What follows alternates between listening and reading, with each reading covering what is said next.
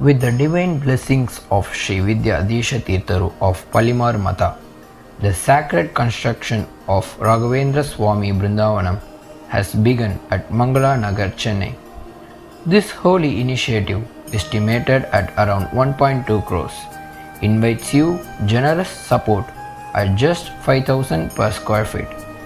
Be a part of this spiritual journey. Donate now and receive the blessings of Sri Guru Raghavendra Swami. வணக்கம், good morning, welcome back to MAS Rainman. இனிய காலை வணக்கம். இது என் தனிப்பட்ட வானிலையான மானம் official forecast இந்திய வானிலை ஆராய்ச்சி மையம் மற்றும் அரசின் சார் அறிவுரைகளை பின்பற்றுங்கள். நம்மளுடைய வீடியோவை லைக் பண்ணலாம், லைக் பண்ணிவிட்டு ஷேர் பண்ணுங்கள். நம்ம சேனலை சப்ஸ்கிரைப் பண்ணலன்னா சப்ஸ்கிரைப் பண்ணிவிட்டு பக்கத்தில் இருக்க பெல் ஐகான் தொட்டு ஆல் நோட்டிஃபிகேஷன் எனேபிள் பண்ணிக்கோங்க. இன்றைய வானிலை அனுமானம் 9 ஜூன் 2025 உங்களுக்காக காற்றின் திசை வேறுபாடுகள் காரணமாகவும் கொல்கத்தா கடற்கரை ஒட்டிய பகுதிகள், ஒடிசா ஒட்டிய பகுதிகளில் உருவாக இருக்கக்கூடிய ஒரு வளிமண்டல மேலடுக்கு சுழற்சியினுடைய தாக்கம் காரணமாகவும் ஏற்பட்டிருக்கக்கூடிய ஒரு காற்றின் திசை வேறுபாடு காரணமாக, மேலும் இந்த சுழற்சி நாளை உருவாகும் பொழுது இந்த தென்மேற்கு பருவக்காற்று இலங்கை ஊடாக பயணிக்கக்கூடியது சற்று மேலெழும்பி கேரளா மற்றும் கர்நாடக கடற்பகுதிகளில் வீச தொடங்கிவிடும். நாளை முதல் மேற்கு கரையோர பகுதிகளில் பருவமழையின் தாக்கம் தீவிரப்பட வாய்ப்புகள் அதிகமாக இருக்கிறது. அதே நேரத்தில் இந்த காற்றின் திசை வேறுபாடு காரணமாக தமிழகத்தில் நேற்று முதல் நல்ல வெப்பச்சலன மழை பதிவாகி வருகிறது. இன்றும் அதுவும் அடுத்த 3 நாட்களுக்கும் இது பதிவாகிறதுக்கான வாய்ப்புகள் இருக்கும் என்று எதிர்பார்க்கப்படுகிறது.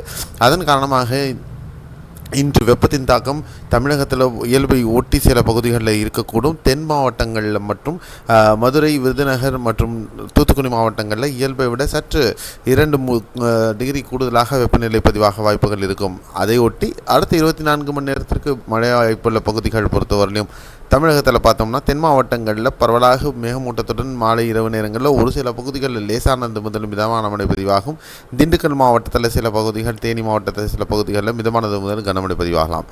தமிழகத்தில் மற்ற மாவட்டங்களில் பொறுத்தவரையிலும் ஓசூர், கிருஷ்ணகிரி, தருமபுரி, சேலம், ஈரோடு மேற்கு பகுதிகள் ஈரோடின் கிழக்கு பகுதிகள் மற்றும் அரியலூர் மாவட்டம், பெரம்பலூர், மயிலாடுதுறை மாவட்டத்தில் பெரும்பாலான பகுதிகள், நாகையில் ஒரு சில பகுதிகள், கடலூர், விழுப்புரம், பாண்டிச்சேரி, திருவண்ணாமலை, ராணிப்பேட்டை, வேலூர், ஆரணி இந்த பகுதிகளாகட்டும், செங்கல்பட்டு, அரக்கோணம், திருத்தணி ஆகிய பகுதிகளிலையும் நேற்று மாதிரியே இன்றும் மிதமானது முதல் கனமழை சில பகுதிகளில் மாலை இரவு நேரங்களில் பதிவாகிறதுக்கான வாய்ப்புகள் இருக்கும். சென்னை, திருவள்ளூர், காஞ்சிபுரம் பகுதிகளில் மட்டும் ஒரு சில பகுதிகளில் லேசான மழை அல்லது மிதமான மழை வரலும் பதிவாகிறதுக்கான வாய்ப்புகள் இருக்கும் என்று எதிர்பார்க்கப்படலாம். மேற்கு கரையோர பகுதிகளில் கர்நாடகத்தின் பெரும்பாலான பகுதிகளில் மிதமானது முதல் கனமழையும், கேரளாவின் ஒரு சில பகுதிகள், வட கேரள பகுதிகளில் மட்டும் மிதமான மழை அல்லது கனமழையும், இடுக்கி மாவட்டத்தில் ஒரு சில பகுதிகளில் கனமழையும் இருக்கும். மற்ற இணைய பகுதிகள் தமிழகத்தில் தென் தமிழகம் உள்பட மிதமான ஒரு லேசானது முதல் ஒரு சில பகுதிகளில் மட்டும் மிதமான மழை பதிவாகவே வாய்ப்புகள் அதிகம் இருக்கும் என்று இன்று எதிர்பார்க்கலாம். இதுதான் அடுத்த 24 மணி நேரத்திற்கான மழைக்கான வாய்ப்புகள் பற்றின அப்டேட். இந்த வீடியோ உங்களுக்கு கண்டிப்பாக பிடிச்சிருக்கும்னு நினைக்கிறேன். லைக் பண்ணிவிட்டு ஷேர் பண்ணிவிடுங்க. பக்கத்தில் சப்ஸ்கிரைப் பட்டன் இருக்கும், ப்ரெஸ் பண்ணி பக்கத்தில் இருக்கிற பெல் ஐகான் தொட்டு ஆல் நோட்டிஃபிகேஷனும் எனேபிள் பண்ணிக்கோங்க. மீண்டும் அடுத்த காணொலியில் சந்திக்கலாம். நன்றி, வணக்கம், by, see you, have a nice day.